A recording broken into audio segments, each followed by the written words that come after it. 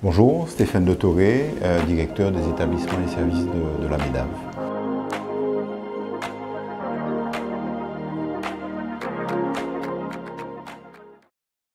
Donc la MEDAV, c'est une association gestionnaire d'établissements médico-sociaux, de plusieurs établissements, de 3 établissements et services médico-sociaux, donc dirigés par un conseil d'administration qui est présidé par Franceline Fanon depuis déjà quelques années. Donc nous avons la responsabilité sur le territoire d'accompagner les personnes déficientes auditives, déficientes visuelles et des personnes qui ont des troubles sévères du langage oral ou dysphasiques. Voilà. Ce sont les 3 types de publics que nous accompagnons. Donc nous accompagnons de la petite enfance, de 0 à la fin. Voilà.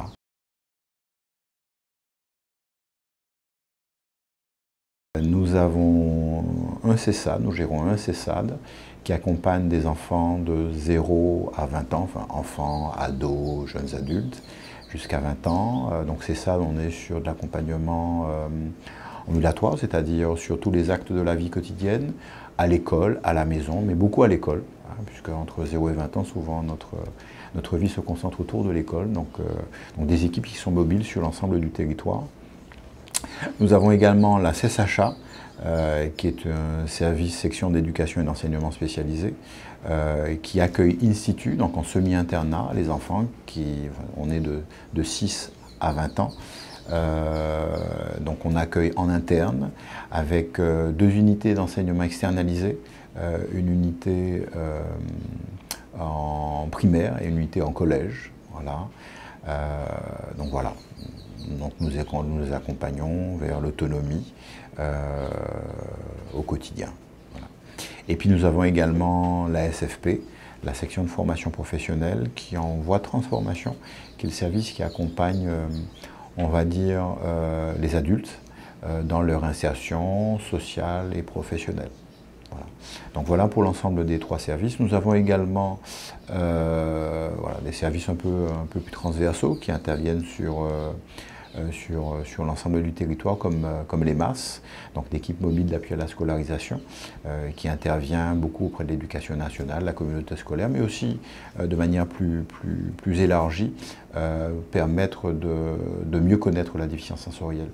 Il est important de dire que la MEDAV est le seul opérateur médico-social sur le territoire accompagnant la déficience sensorielle et les personnes qui ont des troubles du langage. Donc les contraintes et les objectifs que nous avons, c'est à la fois comment couvrir l'ensemble du territoire avec les services existants. Donc nous sommes en pleine évolution à la fois de nos services, mais aussi la multiplication des services, l'évolution des services, on parle de transformation de l'offre. Donc c'est vraiment au cœur aujourd'hui de nos transformations, et en particulier du CEPOM que nous finalisons à l'heure actuelle, puisqu'on est sur un troisième CEPOM, donc là qui va vraiment voir transformer un petit peu nos services pour répondre au mieux à la population. Et puis l'évolution également, la création d'autres activités, d'autres services qui touchent, qui peuvent toucher également les personnes âgées ou simplement les personnes insérées déjà, et qui peuvent rencontrer des troubles de la vision. Donc voilà un petit peu sur les enjeux qui sont relativement importants.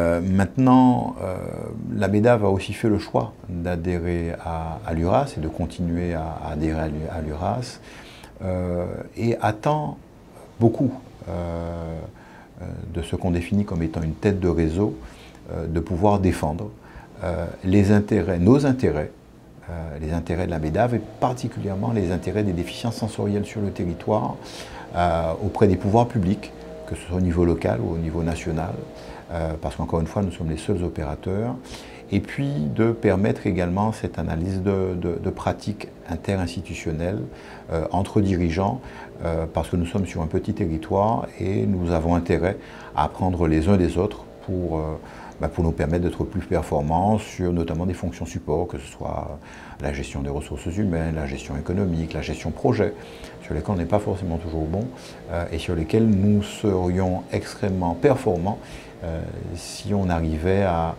mieux construire ensemble. Voilà, je sais que la volonté existe et nous attendons également de l'URAS qu'elle puisse concrétiser un petit peu cette volonté partagée de tous.